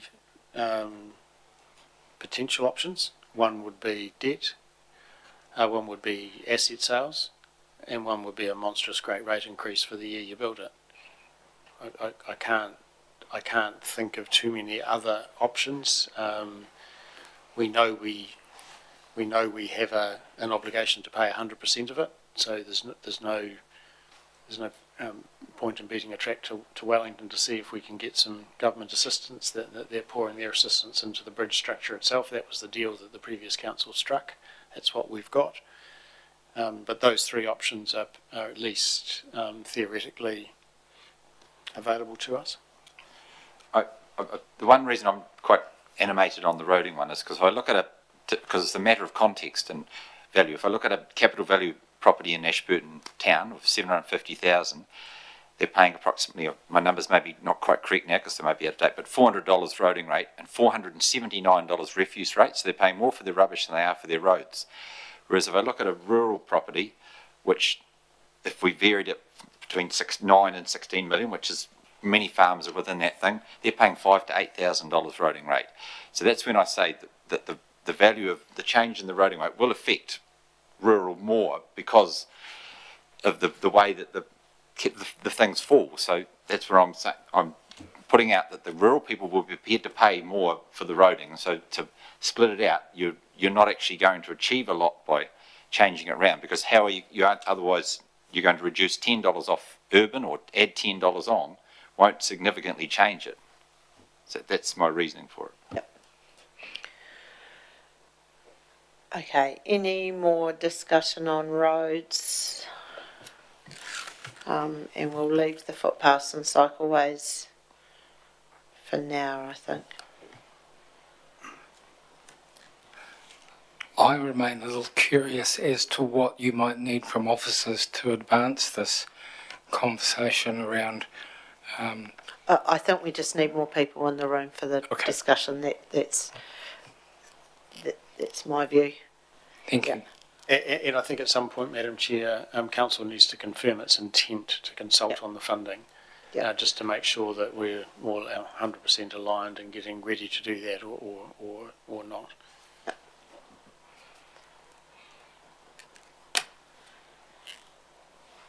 Sorry, Councillor Everest, did you I know, hear it's it? just Hamish indicated there's three potential funding options. I'd suggest there could actually be more, and I know one's not very palatable to him. He's had a crack at me before, but I think we do need to think hard about all those funding options and what they might be.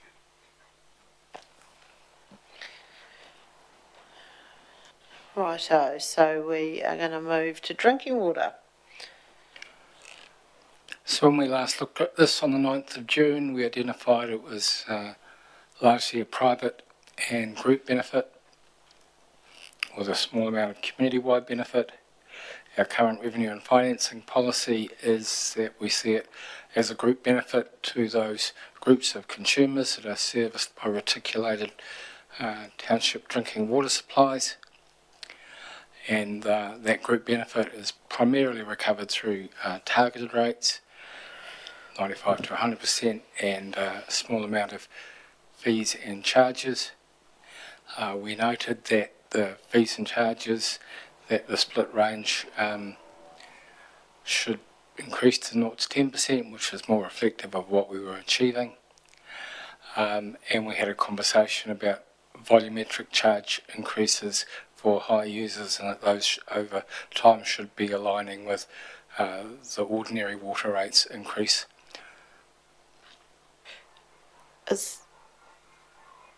What I've got on page 35 is a little bit different. So what I've got, community-wide benefit is 0. Oh, group 100, sorry, I'm not reading it properly. There we go. No, you're all good. Just me. You made me check that I was reading the right page then. I don't know what I was looking at. All good. Councillor Wilson. With the invent or the installation of meters across the district, should we be considering a volumetric charge above a large volume? Because if we looked at the average take in the community, I think we've got 1.2 as the charge where we charge above that, 1.2 for residential D. Yeah. Whereas in residential, we don't charge anything at all, no matter how much you use. So should we have I'm not talking about limiting people to, as in Auckland, 275 litres. I'm not talking about that. I'm talking about it could be two cubic metres a day. Over that, you get charged, because that would drive behavioural change. And anybody who uses over 2 in a domestic supply it's quite a bit, in anybody's book. So I'm just wondering if we should be investigating that, because that may drive, it's either a big leak or you're an extraordinary user. But at the moment there is no stop gate to have people who are very high users or, in a domestic setting to do anything about it. They can just use till whenever. How easy would that be to put a charge in? My prediction to you is that whatever else you think is a major issue in the LTP will not be with the introduction of this policy. So you will get a lot of interest and a lot of feedback from a lot of passionate people. That's not to say you shouldn't do it, but it will be a matter of high interest to the community. And Council's current policy position is that you have no intention of introducing volumetric charging. So you would have to think through the rationale for altering that position and why you would be wishing to do that and have that conversation with the community. And if that became a really serious proposal, then we would need to do some work between Neil and Tony and Helen's teams about how we get ready to administer excess water charges, invoicing arrangements for those who exceed it, reading of meters and tabulating and calculating those excesses, etc., etc. So there is implications for us in the office for that proposal, all of which is doable, all of which many councils already do, but not something we currently do. Neil? And we won't have all the meters in until next financial year. So it's another thing. Perhaps later we could consider that. Richard? Yeah, we are talking a long-term plan here. We're not talking an annual plan. So I'm not saying do it tomorrow. I'm saying when the meters are all installed, Neil's got things coming into his office and everybody can see, every person in the district can real time look at their water and say, gosh, I'm using 5 cubes a day. Are we just going to sit back and go, yep, that's great, keep using your 5 cubes a day, don't do anything about it? So in the future we'll have to be saying, well, that's not, you're using more of your resource than you should be, you need to either pay a bit more or, you know, I'm not saying the low limit, I'm talking of the high users, and we'll have the information in a couple of years' time. So it may be at year 4 we signal it. I don't know. It's something we should be signalling. To say we're not doing it at all, because what happens if the Tomato ROI and Commerce Commission come out and the government changes the rules and says now you've got to do it? What will happen is it'll be plonked into the water services plan somehow. It'll be done without sight. Now long-term plan again hasn't included something. Well, that is true. If the law change is such that it's a requirement, we will have to do it. This is quite a different thing, though. This is you choosing to do that and having the conversation with the community as a consultation matter and working your way through how you deal with that. If it's to be a little further out than immediately, and I heard you suggest, is it a year 4 issue, then the reality of reform does really bite in year 4.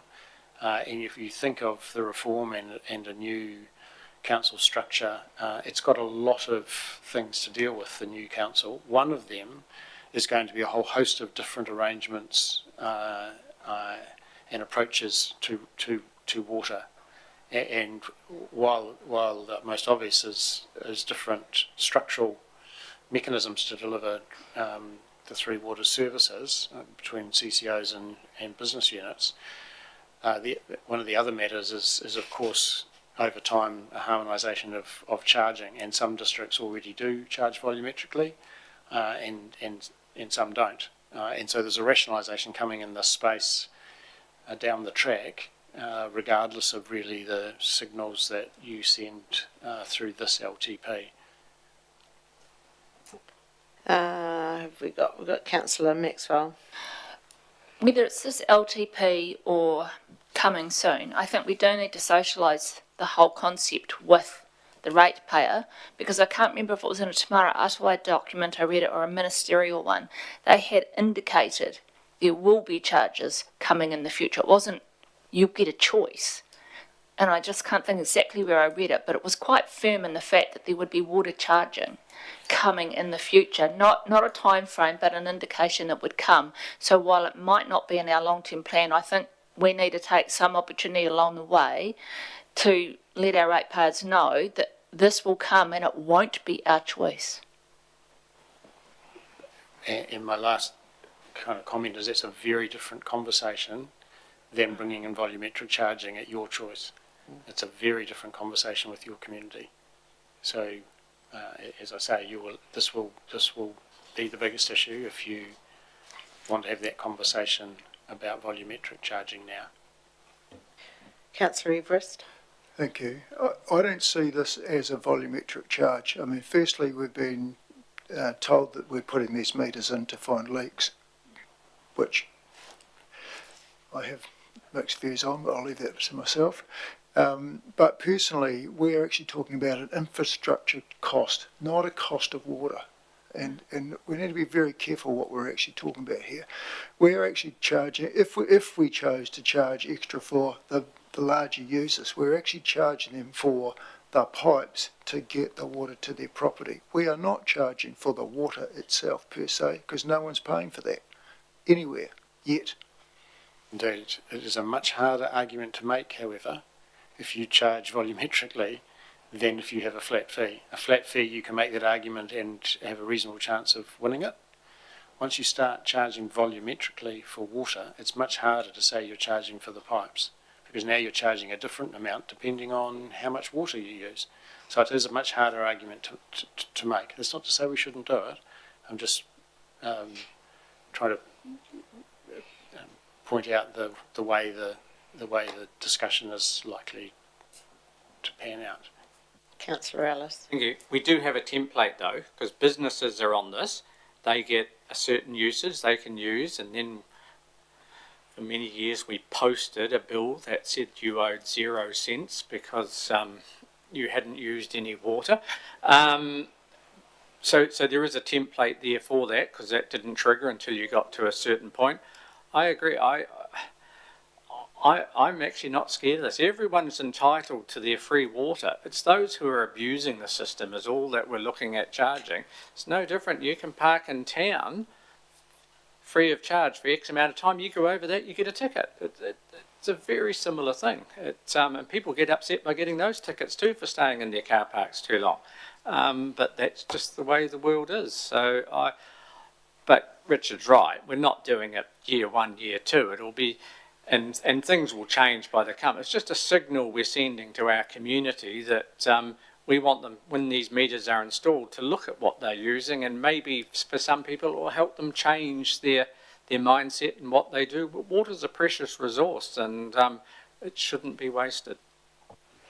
And I'm just looking at Selwyn's drinking water charges, and they have a daily fee for anyone connected to drinking water network, and then they have, if you have a water meter, you then pay extra per cubic metre, and then there's restricted charges as well, so they have sort of different ways of doing it, which I'm sure lots of other councils do. So I'm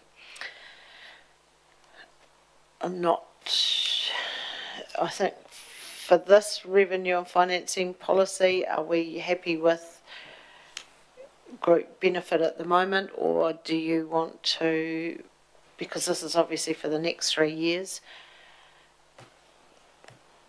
do we want it part of, I mean, we've got our long-term plan discussions going forward. Councillor Maxwell?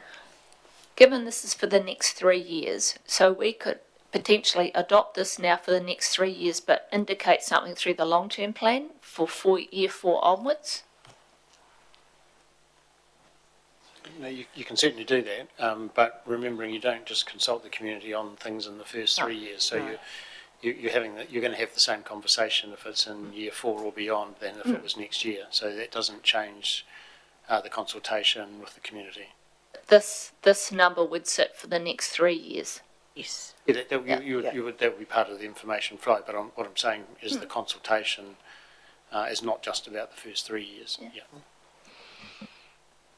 Councillor Wilson? Yeah, I would accept, I totally understand the argument, and probably the logic is we did it now. The council, and we're under a bit of pressure from several things that are happening at the moment. So it does make sense not to do it now, but I just think we should be understanding in 3 years' time, once we've got our water meters humming along and we can look at it all on real time and all the rest of it, that will be a conversation that needs to be had.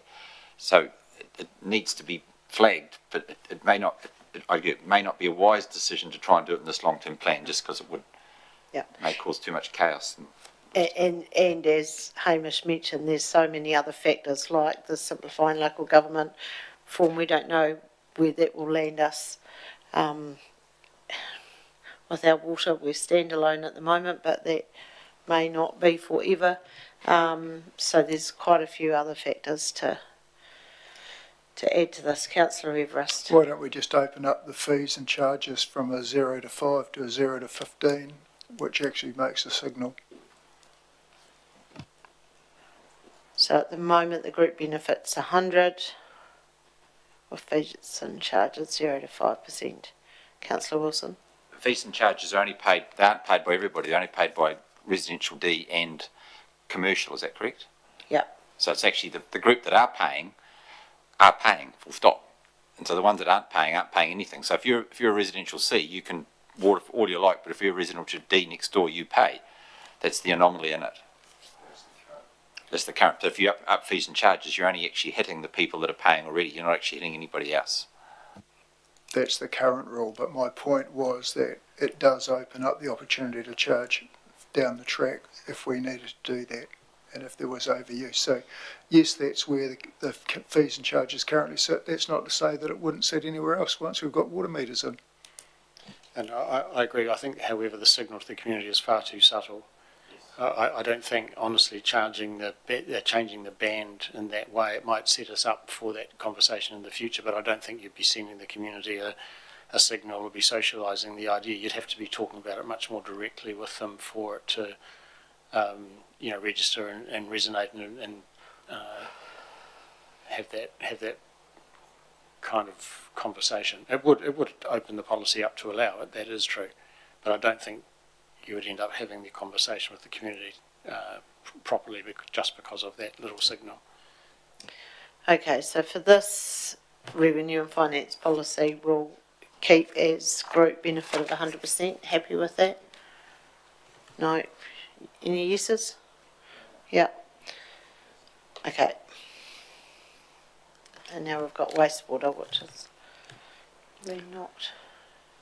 So our principles-based discussion was we saw this as 80 to 100% group benefit for people on reticulated wastewater treatment and disposal systems in Methven, Ashburton and Rakaia. Our current revenue and financing policy is group benefit 100%, mostly on a fixed targeted rate, but there's also some fee and charge revenue and some revenue from other sources such as the grass cutting contract at Ocean Farm. The notes were that our principles-based analysis was pretty close to the current RFP. And I think we were in favour of refining the status quo by updating the benefit and funding split just for accuracy.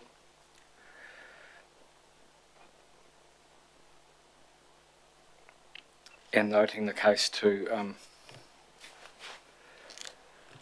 review and update the policy range for fees and charges, perhaps to 0 to 10%. Right, councillors, any comments?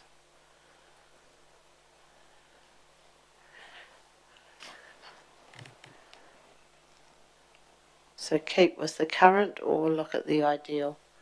Councillor Ellis. Just how are we treating what we're doing down Bridge Street and hooking up there and the wastewater system with this?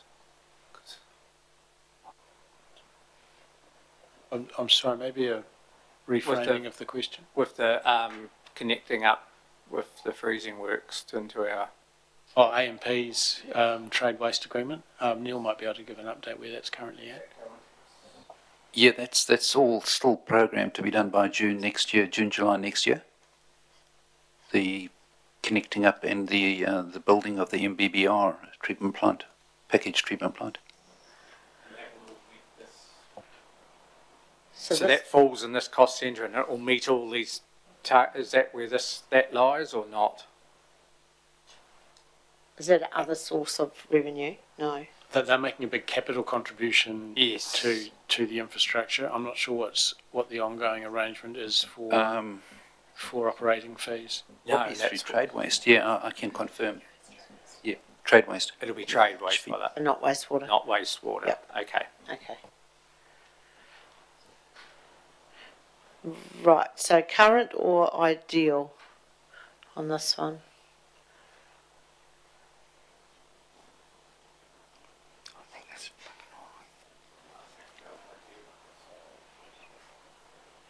Happy with ideal? Right, Councillor Wilson? I'd go current. Current? Councillor Everest? I'm in favour of current. Okay, so leave as current? Yep, looks like it. Okay. Next. Next one is stormwater. So this is currently funded, I think, from amenity rate in Ashburton, Methven and Rakaia, and there is a separate stormwater rate at Hines, but they're all targeted rates. There is a community-wide benefit, in principle 20%, and in our revenue and financing policy, it's a 10% community-wide benefit funded through general rate, and the group benefit is 90% covered by targeted rates. Interesting that the principal analysis was a little higher than our revenue and financing policy.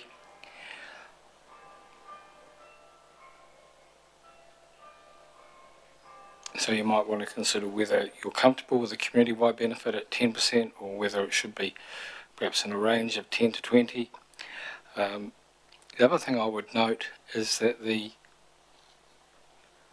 Ashburton amenity rate boundary doesn't line up exactly with the stormwater global consent boundary for Ashburton Township, and we should probably bring you some work on that boundary. It's not major discrepancies, but I think there's some land on the north side of Racecourse Road that's covered by the global stormwater consent, which is currently outside the Ashburton urban amenity rate boundary. So we'd bring you some information on that as part of our annual review of rating boundary maps. So there's no rural amenity for stormwater, is there? Because it's covered by roading. Is that correct now? I believe there is a small budget for rural stormwater. Okay. I heard from Andy Guthrie, so it's just for very small bits of work that fall through the cracks. Right. Hamish? And stormwater is interesting, isn't it? Because we currently charge it on capital value. So while drinking water and wastewater per rateable unit charge, our stormwater isn't. But my understanding also is that stormwater is not subject to the Commerce Commission scrutiny or regulation. So while we talk about Three Waters and the regulator of the Commerce Commission, stormwater is excluded from that currently. So we can continue to charge it on property value if we so wish, or you might ask a question of is it actually fairer to have it as a per property charge in line with drinking water and wastewater, but you don't have an absolute requirement to do that. There was one or two councils, I think, who were charging drinking water on property value, and they have had to change away from that to either a per property or a volumetric charge, because you can no longer charge it on property value, as I recall. Can I relate a story? It's very relevant. At Waitaki, we introduced a rate for stormwater in the township of Palmerston, which is about halfway between Oamaru and Dunedin.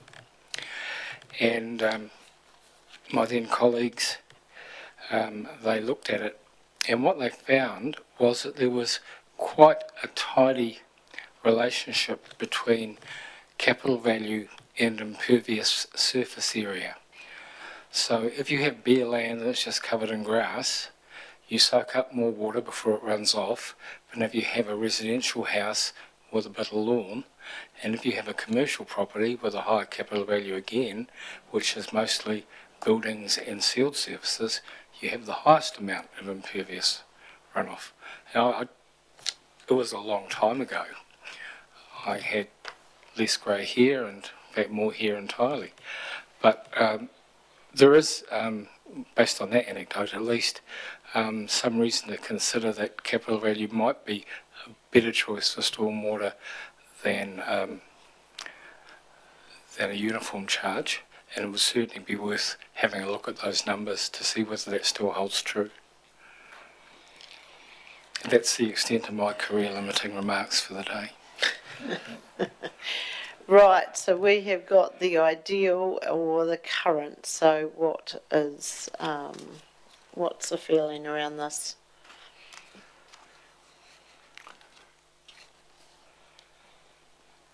Councillor Everest. Thank you for your comments, Richard, and we have enjoyed working with you. On a serious basis, I was thinking exactly the same thing, but maybe not the hard surface, but roof area and that sort of thing. So I do think there's some logic in what you've got in that total picture. And I guess that's the community-wide benefit at the 10%, which you're now looking at making it a range, which was one of the things you've been promoting all the way through, to actually give yourself a range to work to. Is that the area that you've based that on some substance, or you've just plucked a figure from the air? Question. Yeah, the 5 to 15 general rates to give yourself a range. I just went 5% either side of the existing 10%. Okay, so do we want to move to the ideal of 0 to 20% community-wide? Keep it at 10%, which it currently is, or move the ban 5 to 15%? Councillor Wilson. I'm happy to go with the 5 to 15 because that's just an administration thing to make sure it works. And I probably think that when we talked about rural stormwater, I'd rather we didn't go there yet, because if we go there now, that gives an avenue for everybody to say, oh, the creeks are all stormwater, and we've left carrying the can for a cost centre which we shouldn't be carrying the can for. So I think if we stay out of that space as much as we possibly can, once the stock water races are exited and other organisations have taken over, or they're closed and filled in, that will be a time then to perhaps visit it, but not now, because all you're going to do is give an avenue to take over a cost centre which we shouldn't be doing anyway. So I'm 5 to 15%. Everyone happy with that? Yep. Thank you. Helen, you got your light on? Sorry. That's okay. Just to add to that, just thinking from a ring fencing perspective, something you might like to think about would be actually moving it to the community benefit portion to a district-wide stormwater rate, and to actually pull it out of the general rate so that it becomes visible, and potentially too, because the targeted rate components are within the urban and they're within the amenity rates, so it's not visible. We could look at doing something different in the rating sense to provide some visibility over the rating cost of those items. Yep. Could I just check in, Helen, that would be a voluntary move, isn't it? The ring fencing is not a requirement of stormwater. That's correct, but I think when we get to wanting to say this is the three waters component of the rate increase and this is the non-three waters, if it's sitting within the general rate, it becomes quite blurred, and it's a manual process to strip it out. Whereas if it is actually, there is lines on your rates assessment, you can actually add up those lines and say, yes, council is telling me the right story. Okay, sounds good. Right, next one, business and economic development.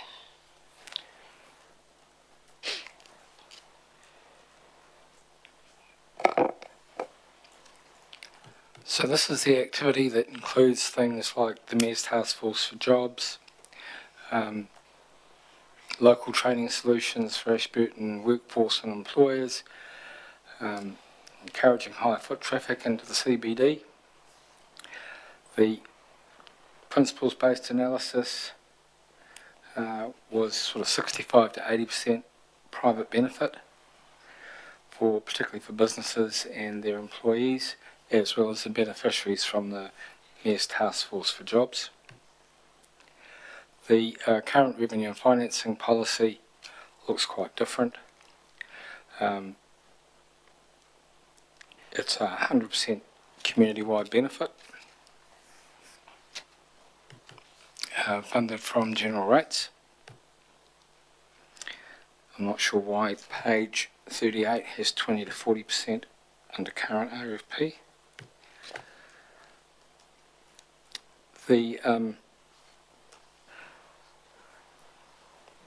If you're going to recover from sources other than general rates, then your options are some kind of targeted rate on such as business amenity. I think it's important, given that we get a grant, an annual grant in the order of $200,000 from I think it's from MSD for the Mayor's Task Force for Jobs, that we should acknowledge that as a subsidy or grant that contributes to the community-wide funding.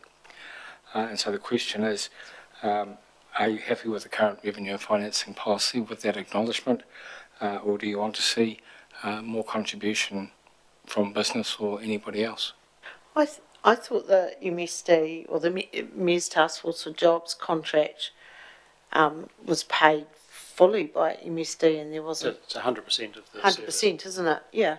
so it wouldn't be rated for. No, but I think Richard's point is valid, because if it's contained within this economic development Okay, pool, then the funding, even though it's 100% of the Mayor's Task Force for Jobs program, it's not 100% of economic development. right, got you. Okay. So we've got the ideal there in the current. Councillor Ellis? Thank you. I mean, with the ideal and the private benefit of 65 to 85, who is that? Who's going to pay that? How do you pin that down to be an exact group of people who are going to contribute that money? I'm not sure.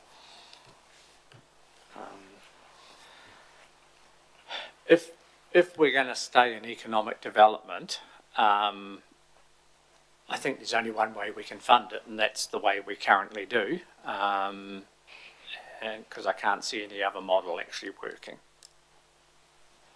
And there's a range of things that are covered by economic development, including, for example, the attraction of new businesses to the district. Well, there's no other beneficiary of that than the wider community, and existing businesses don't. You couldn't say that was a group benefit to me. And what is the benefit of the activity to existing businesses? Well, it might be work like we've just done in the CBD. I think that would appear to qualify. But if you're going to have to examine every year's budget for particular projects to squeeze it into a policy, then we're probably making work for ourselves, really. Yeah, I was just going to say, this is not the only economic development we do. I mean, I could argue the business park is economic development for this district, because, which is why council did it in the first place many years ago, to attract new businesses.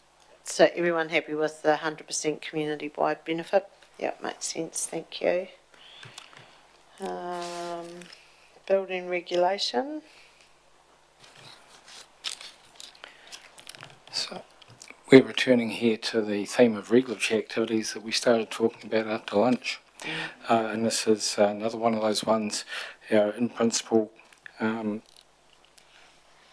analysis suggested 85 to 95% individual benefit and community-wide 5 to 15. I believe that when it was last discussed there was support for that range, and are you happy to confirm it today? Everyone happy? Currently it's community-wide 10%, individual 90 to 100, so it's just increasing that range by 5%. Happy with that? Just an question, Ian. My recollection is that the community-wide benefit, as demonstrated by a contribution of general rates, is actually zero. Is my memory correct?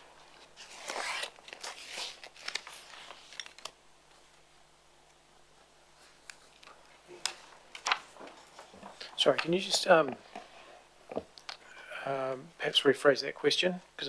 Is there any general rates money going into the building area? Yes, there is. Yeah. Okay. I thought there was a surplus from consent fees. Oh, there was, but there's money being budgeted for rates input. Okay, Yeah. thank you. But we did more activity than we expected.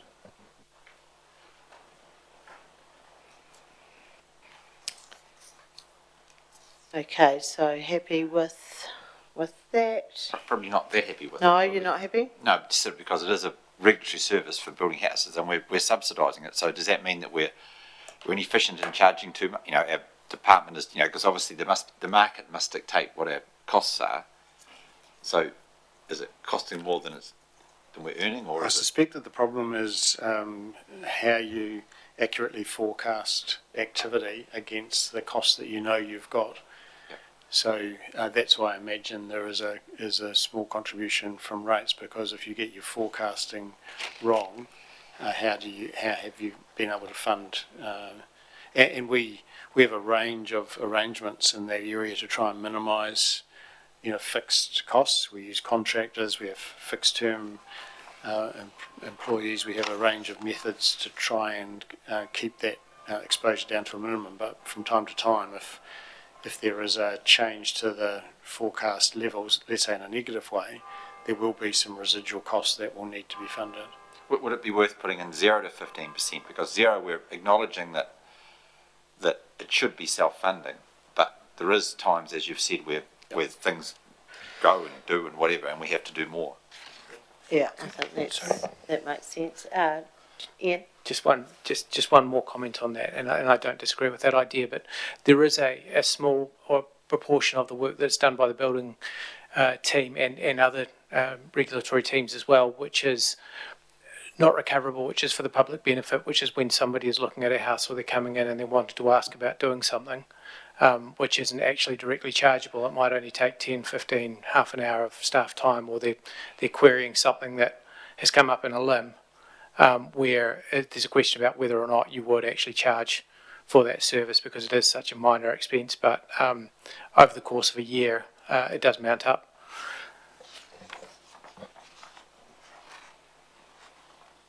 Okay, it needs... But 0 to 15 would still 0 cover, to 15 would cover cover that, wouldn't it? Yeah. Okay. Yeah. Righto. So, community-wide, 0 to 15%.